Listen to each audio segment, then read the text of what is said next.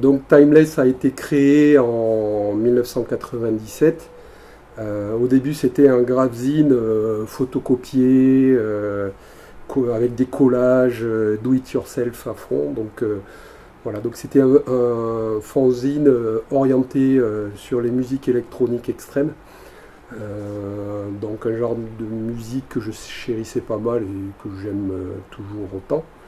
Et du coup, j'ai fait ce fanzine pendant à peu près 4-5 ans pour m'orienter vers des productions beaucoup mieux finies, puisque ça correspondait aussi avec un changement d'éditorial où donc je suis passé de la thématique musicale à des thématiques beaucoup plus esthétisantes, beaucoup plus visuelles, en réalisant des livres d'artistes.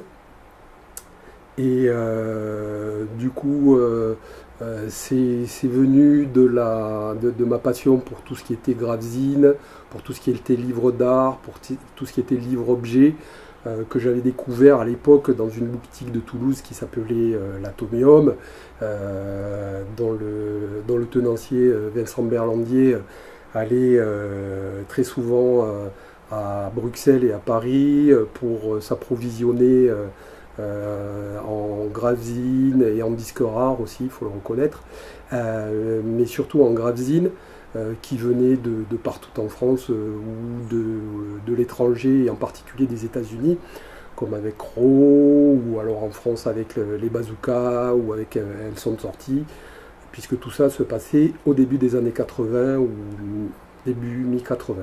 Voilà, donc ça c'est les débuts de Timeless. Et la transition donc s'est fait avec un choix de changement de thématique, on va dire presque d'éditorial, où j'ai traité plus un aspect visuel, plus un aspect, on va dire, de forme plus formelle que musicale et de groupes particuliers que j'aimais bien à l'époque.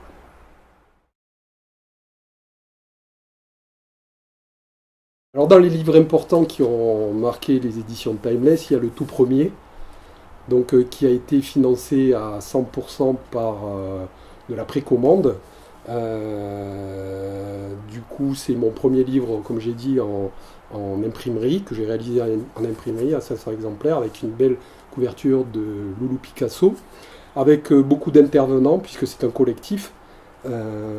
Ça va de Romain Slocombe en passant par Trevor Brown, jusque des écrivains comme Dennis Cooper qui ont contribué, des photographes, les premières photographies de Peter Christopherson que j'ai publiées, ensuite Pascal Doury, les Bazookas et ainsi de suite. L'autre livre qui a été, les autres livres qui ont été importants, très importants pour les éditions de Timeless, sont les deux livres des deux membres de Coil qui sont décédés, mais dont Ty-Paul Sandra, aussi membre de Coil, possède d'énormes archives. Donc celui-ci, qui est le livre de photographie de Peter Christopherson, qui retrace, on va dire, toute la carrière de Christopherson en tant que photographe depuis sa tendre enfance jusqu'à pas tout à fait sa mort, enfin bien avant sa mort, mais une très large palette de ce qu'il savait faire en photographie et des diverses thématiques qu'il abordait.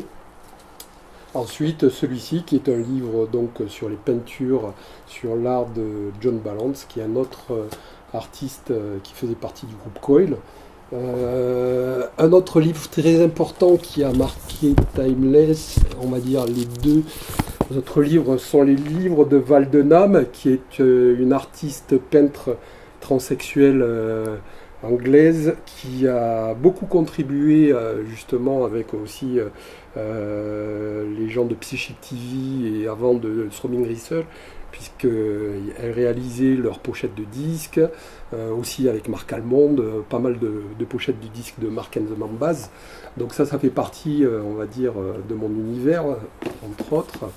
Et ensuite, il y a un des derniers livres que j'ai produit, qui est celui de Val-Noir, qui est sur l'art de Val-Noir et de toutes les pochettes de disques qu'il a réalisées pour beaucoup de groupes de black metal, que ça soit Behemoth, que ça soit Peste Noire, que ça soit Trivium, et ainsi de suite. Donc ça c'est mon tout dernier dont je suis très très content puisque la couverture a été gravée au laser et il possède une 5e couleur qui est une couleur or. Voilà, donc encore dans le développement des expériences de publication et d'édition. Deux autres livres qui sont aussi très très importants dans la collection Timeless sont les deux livres de la polonaise, l'artiste polonaise Aleksandra Walizewska, donc, qui est une artiste très talentueuse qui décline pas mal la thématique de l'apocalypse, avec beaucoup de références effectivement religieuses, mais surtout par rapport à l'art religieux du Moyen-Âge en particulier, et qui ont une introduction de David Tibet de Current 93 pour les 2 volumes. Voilà, donc ça ce sont les livres dont j'ai été vraiment très content et qui ont été très plébiscités. Il y a aussi le livre de Vladimir Velikovic, donc qui est un artiste là plutôt, on va dire, entre guillemets, de l'art officiel et très établi, qui est présenté dans tous les musées du monde. Et donc ça c'est un livre que j'ai réalisé grâce à à la rencontre d'Alain Avila. Donc la plupart des livres aussi sont des histoires de rencontres avec Alain Avila, donc, qui est galeriste à Paris. Et du coup avec ce livre on a fait un événementiel à Ombre Blanche qui a été assez fréquenté.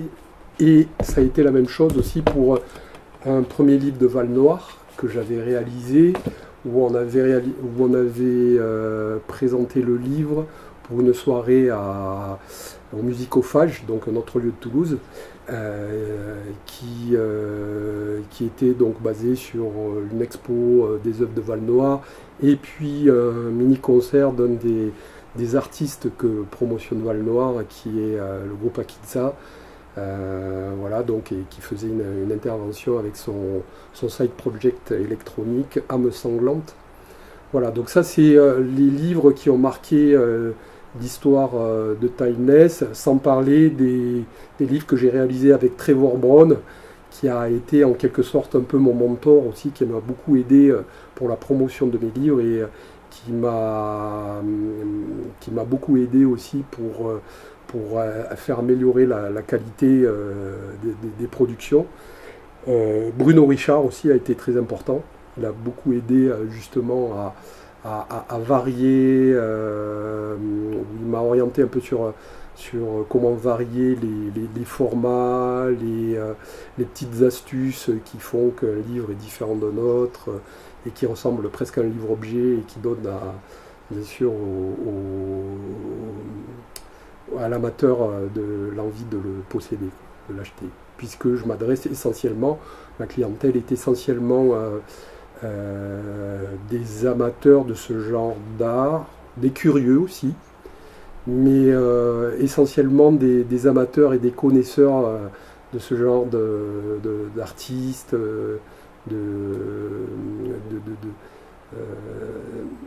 d'éditorial et puis de voix artistiques. Du coup, mes clients sont composés essentiellement de Français, mais surtout d'anglo-saxons. Les Français ça représente à peu près 25% de mes clients, et tout le reste ce sont des anglo-saxons, que ce soit en Australie, où étonnamment j'ai beaucoup de gens qui me commandent, et aussi aux États-Unis et en Angleterre.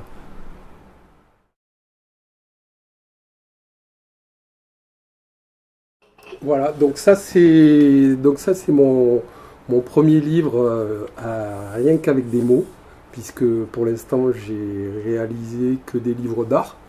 Donc ça c'est le livre de Frans de Waard qui participait à l'aventure d'un grand label de musique expérimentale néerlandais qui s'appelle Stalplaat. Donc ça raconte l'histoire de Stalplaat et de Frans de Waard qui a contribué beaucoup au développement de la musique expérimentale en Hollande et on va dire un peu partout en Europe. Donc voilà, donc ça c'est une sorte de bio que je publie, qui est la première. Il y en aura peut-être d'autres, je ne sais pas, ça fait partie des projets, si on doit parler de projets. Dans les projets, il y aura encore beaucoup de choses qui seront liées à la musique, effectivement, avec des artistes avec lesquels j'ai déjà travaillé, mais aussi avec des nouveaux, dont Annie Anxietti, Little Annie, et aussi, non, je laisse la surprise, ça sera à suivre.